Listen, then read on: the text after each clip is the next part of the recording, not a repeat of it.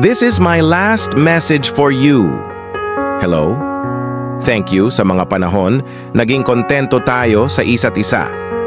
Hindi man tayo nagkaroon ng happy ending, thank you pa din kasi meron akong ikaw na minsang naging parte ng pagkatao ko at bumuo ng buhay ko. And I want you to know na I care deeply for you. You hold a special place in my heart. And the love I feel for you is undeniable. But I also understand the circumstances may not allow us to be together in the way that I wish. It's not easy to accept that we may not be able to be together as a couple. And it can be painful to realize that you're not mine in the way I desire. However, I want you to know that my feelings for you are genuine and true. Despite the challenges we may face, I value the connection we have and the time we spend together.